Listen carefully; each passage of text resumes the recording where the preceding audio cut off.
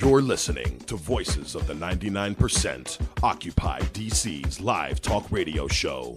Activists serving the community, working together to empower the voiceless through a collective exchange of knowledge and ideas. Email us, radio@occupydc.org. We're going to go now to Rising Globe. This week we're talking about Egypt. Anyone who is watching the Arab Spring and saw the turn of events that happened so suddenly across the Middle East had to wonder, what caused this? How did we get here? What were the underlying factors? Many people hadn't known the history of corruption that was going on in Egypt. And so what I'm going to do tonight is I'm going to take you through what got us to that point, that revolution was necessary. And then we're going to look at the resistance movements, and we're going to give you a soundtrack. We're going to provide some of the music that inspired people and carried people through those resistance movements from past to present. I feel like the world is turning on me. I feel like the world is turning on me. I feel like the world is turning on me.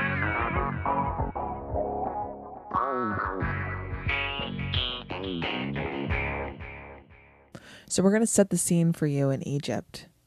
How did we get here?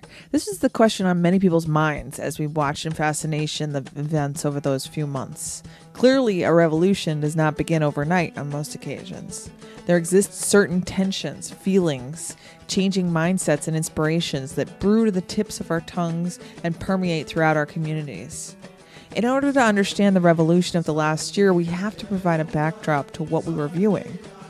Beginning from the earliest conquests to the most recent leadership by former President Mubarak, there's a complicated past within their political and economic structures that lasts for centuries. We have to evaluate the role of nationalism, religion, and the younger generation. What issues faced the public that planted the seed of a need for change? How did a leader such as Mubarak come to power, and what were his shortcomings that led to his downfall? What can we learn from the examples in Egypt's history about international relations as a whole? The more important question left open for analysis is, where do we go from here?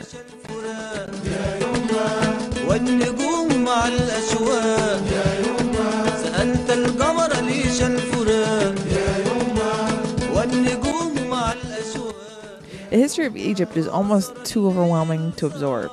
Egypt has long been the target of conquests and foreign interests. From the Assyrians to the Persians to Alexander the Great of Macedonia to the Romans to the Arabs and the eventual absorption into the Turkish Ottoman Empire, it seems foreign hands have played a long-standing role in Egypt's leadership and identity. In 1805, Muhammad Ali, an Albanian commander in the Ottoman army, named himself the Khedive of Egypt. He had a grander vision for Egypt than those who had come before him. He didn't just settle at the hope of ruling Egypt as it was and simply squandering the resources until they dissolved. No, he wanted to expand and modernize, to create a booming economy and transform the country. Still with little concern for the Egyptian people beyond the income their labor produced, Ali was actually very successful at fulfilling his goals. He built a vast industrial economy, greatly affected the culture, and created a modern military.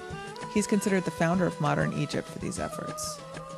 As modern Egypt began to develop and European interests in the country expanded, of course, a vastly important event took place: the construction of what was to be called the Suez Canal. After 10 years in construction, the canal was opened in 1869. A key trade route connecting the Mediterranean Sea and the Red Sea, the Suez Canal became one of Egypt's greatest assets. By 1882, it was an important enough asset that the British felt it was necessary to invade Egypt and take control over the country and the canal so its use could be, quote, protected. The important role of the canal would later be reiterated in the Russo-Japanese War and World War I and II as a strategic access point and bargaining chip. In the midst of this, Egypt finally gained its independence from British rule. For the first time in centuries, Egypt was under Egyptian leadership. By the end of World War II, they were a sovereign nation. It seemed that the Suez Canal managed to get left out of the transfer of power entirely and remained under foreign control, however. It wasn't until Gamal Abdel Nasser was in power that ownership of the canal became nationalized. Following a revolution and a coup in 1952, Egypt became a republic and elected their first president. Mohammed Naguib. His term was limited to only a year, however, and Gamal Abdel Nasser succeeded him.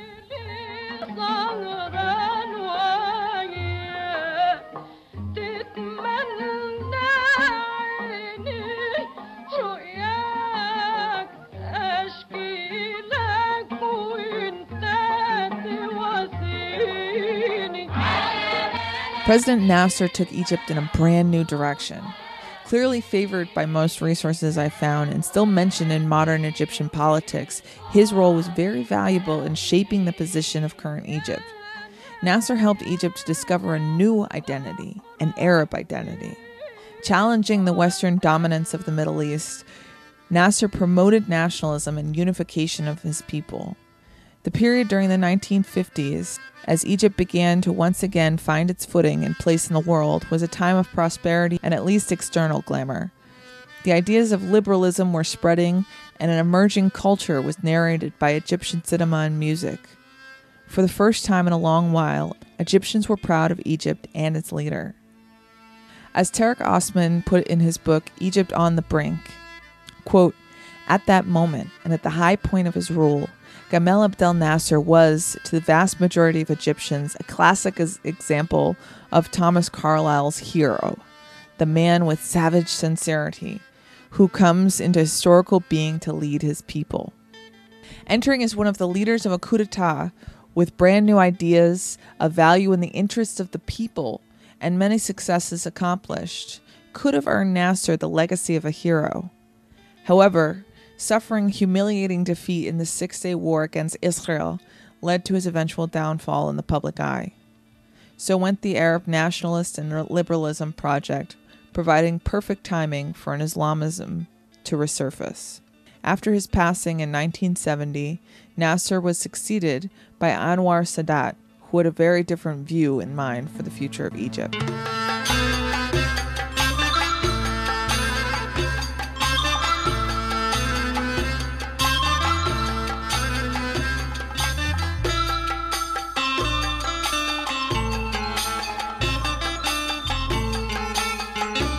Anwar Sadat's presidency, the self-professed, quote, guardian of faith, was a total flip from Nasser's political strategies that seemed to work hard to separate religion from the operations of government.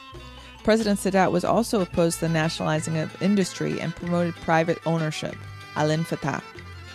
Sadat declared Sharia law, promoted religious schools, allowed religious domination of the media, and released all the imprisoned leaders of the Muslim Brotherhood. As we know, one of the key groups featuring in Egyptian politics following the fall of President Hosni Mubarak has been the Muslim Brotherhood, as the nation's largest Islamic opposition group. Originally established in 1928, the Brotherhood was practically disbanded during the leadership of Nasser, but with Sadat, they returned and grew vastly. The factor that really cemented the Brotherhood's social reemergence and founded the Islamic movement's social base was its highly efficient services infrastructure. They were able to provide things the government couldn't. Islamism made a widespread comeback and the culture began to change yet again. These changes did not always lead to the benefit of President Anwar Sadat. After signing the Camp David Accords, which was a peace treaty with Israel, his unpopularity was spreading rapidly. By the time of his assassination in 1981, he was the most hated man in Egypt and the Middle East. Egypt was in a tumultuous time period. Here they had come from pharaohs, to conquerors, to kings, to imperialists, to fierce Arab nationalism, to vocal Islamism, a constant change and identity shift. This was the setting in which President Mubarak took office. Hosni Mubarak was described by many as a tranquilizer, who gave the country a period of much-needed stability. It needed a breaking from the perpetual launching of some new, drastic transformation. Mubarak's lack of charisma seemed to invite a sedentary state.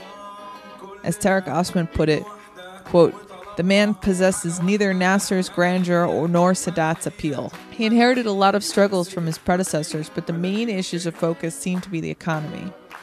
Not concerned as much with establishing a legacy, Mubarak focused his efforts on correcting the issues at hand by any means.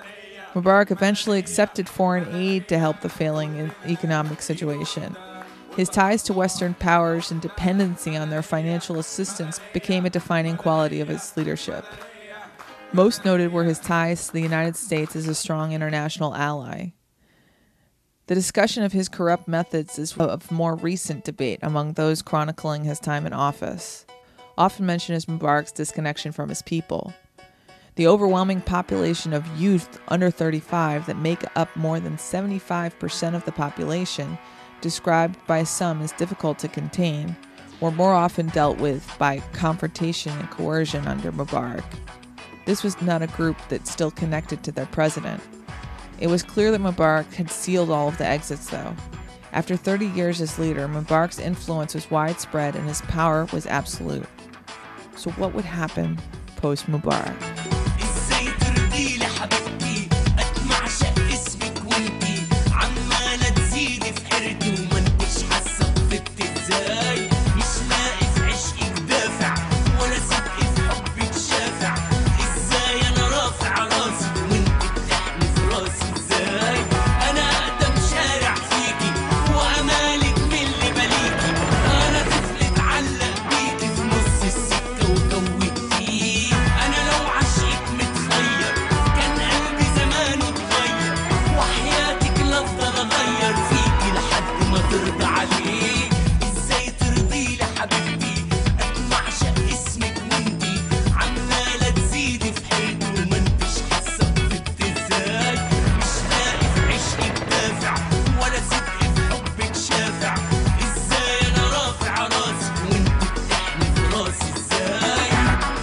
This is Voices of the 99%.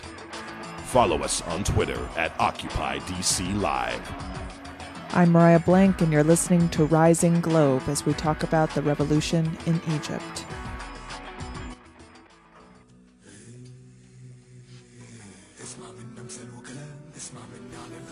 Many have credited Tunisia's uprising that resulted in the overthrow of their longtime unpopular president with striking the match that lit fire to Egypt's revolution. It's important to note that 1 year prior to the self-immolation of Tarek Bouazizi resulting from humiliating police oppression, Egypt had a similar story.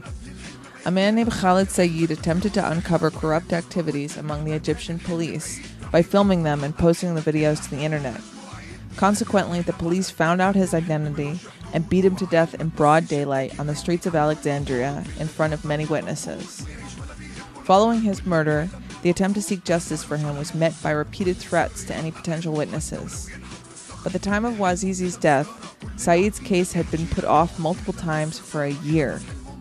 This may seem incidental when we're talking about the catalyst for revolution, but in truth it serves to give us a window into the mood of discontent. Unchecked power abuses, not enough access to basic needs, people feeling like their voices aren't being heard. This is the all too familiar sound of a need for change. January 25, 2011, marked the start of a popular uprising in Cairo that would spread around the country. Despite being predominantly peaceful in nature, the revolution was not without violent clashes between security forces and protesters, with at least 846 people killed and 6,000 injured. By the 11th of February, following weeks of determined protest and pressure, Mubarak resigned from office. Powered by a new technology-savvy information-era youth and organized with a widely circulated 26-page protest how-to guide, the people were unstoppable. Strategic and intentional, they are a force to be reckoned with as a new Egypt takes shape. It seems valuable to draw from the lessons of all the failed experiments of recent decades for Egypt. Perhaps the answer lies in analyzing that history and realizing what it has to teach us. But we have to consider the youth. One could easily suggest that clearly Egypt should return to an Arab nationalist identity following the framework of Nasser. From all the history has shown, his time as leader seems to have been the most successful and all-encompassing. However, that was more than half a century ago, and the present day may require different methods. The future of Egypt is busy blogging on Facebook neck deep in a globalized world. Isolationist tactics will no longer serve to benefit them. Pushes from the Muslim Brotherhood to take hold now that the National Democratic Party had been shut down were successful, and their desired candidate, Mohamed Morsi, was recently elected into office. So how do we ensure a history will keep from repeating? Many laws have been put into place. On the 23rd of April, the Supreme Council of Armed Forces ratified the Corruption of Political Life Law.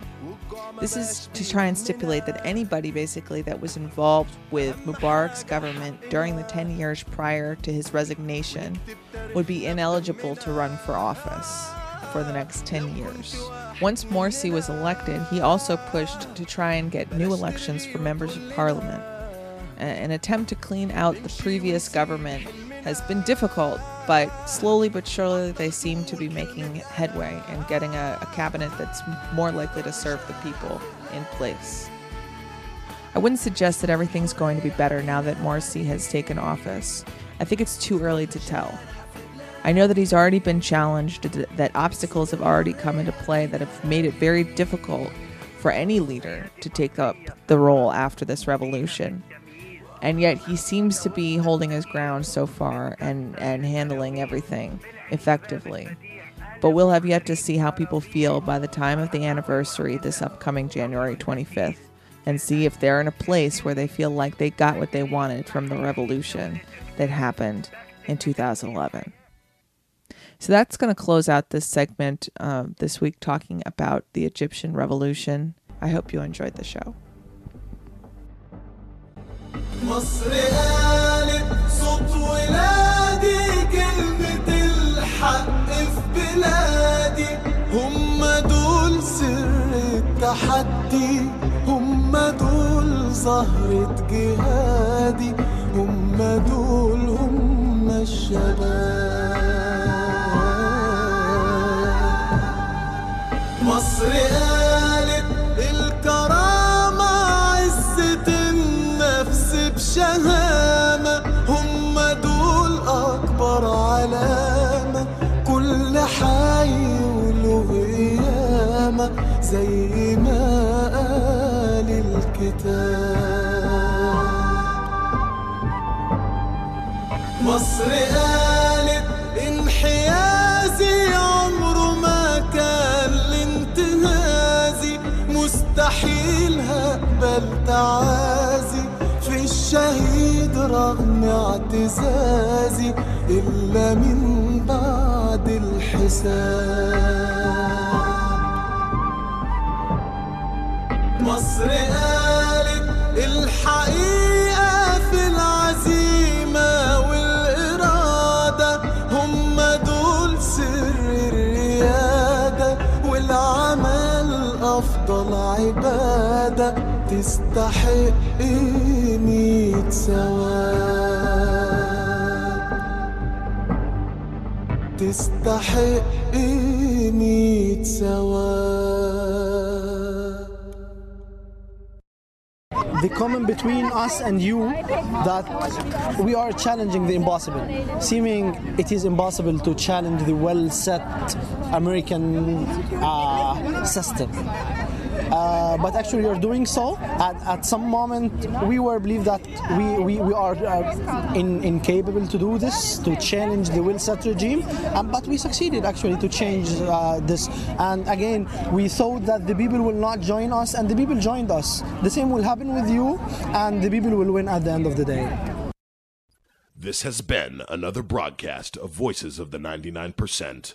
There are no innocent bystanders in life. You have a mind and a voice. Go use them.